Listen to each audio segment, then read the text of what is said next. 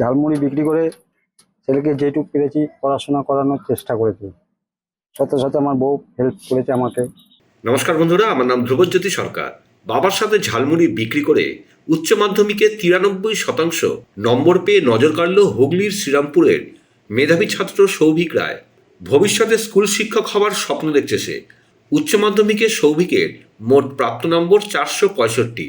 ইতিহাস অনার্স নিয়ে পড়ে শিক্ষকতার স্বপ্ন দেখছে সৌভিক। বাবা অশোক রায় লকডাউনে কাজ হারিয়ে রাস্তায় ঘুরে ঘুরে ঝালমুড়ি বিক্রি করে। মা উমারানী রায় আয়ার কাজ করেন। পরিবারে অভাব অনটন নিত্যসঙ্গী, কিন্তু তার মধ্যেই দারিদ্রতাকে হার মানিয়ে সব বিষয় লেটার মার্কস নিয়ে এসছে সৌভিক। বাবাকে মোটামুটি বাবা বেশি করতে পারেন না, তিনি বেরোন, আমি সমস্ত মার্কেটিং দিকটা করি।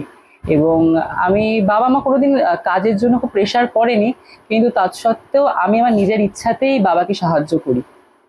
উচ্চ মাধ্যমিকের সময় আসলে আমি সারা বছরই পড়াশোনার সঙ্গে যুক্ত ছিলাম, তাই জন্য পরীক্ষার আগে যে খুব পড়েছি সেরকম না।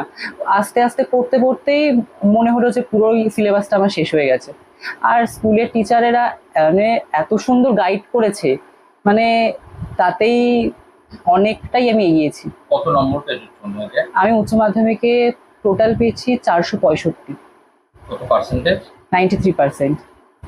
ঠিক আছে। আর কোন কোন বিষয়ে কিরকম কি নম্বর পেয়েছো? আমি বাংলায় পেয়েছি 93, ইংরেজিতে 85, এডুকেশনে পেয়েছি 98, পলিটিক্যাল সায়েন্সে 90, ভূগোলে হচ্ছে 88 এবং ইতিহাসে 96। আগামীতে কি লক্ষ্য রয়েছে? আগামীতে ইচ্ছা আছে যে শিক্ষকতা করার, এবং ইতিহাস নিয়ে পড়াশোনা করার ইচ্ছা আছে। ঝালমুড়ি বিক্রি করে ছেলেকে যেটুকু পেরেছি পড়াশোনা করানোর চেষ্টা করেছি। সাথে সাথে আমার বউ হেল্প করেছে আমাকে এদিক দিয়ে। আর ছেলে সহযোগিতা করতো, আমার সাথে সাথে হাতাহাতি সবই করতো। যা ওই আদা আলু পেঁয়াজ সব আনা সবইও করতো। আমি সব কিছু, আমি সকালবেলা বেরোতাম মাল নিয়ে, ও সব কেনাকাটি সবই করতো। আর তার মধ্যে ফাঁকে ফাঁকে পড়াশোনা করে দেয়। আর সন্ধ্যাবেলা আপনার সঙ্গে দাঁড়িয়ে হ্যাঁ, সন্ধ্যাবেলা পড়াশোনা করতে ছেড়ে দিতাম, আর যখন দোকানদারি করতাম আমি করতাম, ওর যখন পড়াশোনা থাকতো না আমার পাশে এসে হেল্প করতো।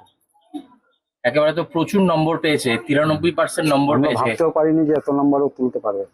কেমন লাগছে শুনে তো খুব আনন্দিতই লাগছে, গর্ব হচ্ছে? গর্ব হচ্ছে। হ্যাঁ।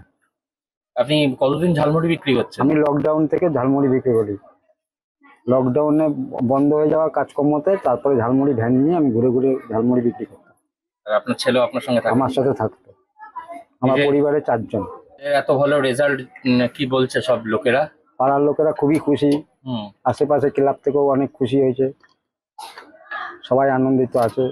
বন্ধুরা, ভিডিওটি ভালো লাগলে দয়া করে লাইক শেয়ার করে দেবেন, আমাদের পেজটা ফলো করে নেবেন, আর আপনার মতামত কমেন্ট করে অবশ্যই জানান। ধন্যবাদ।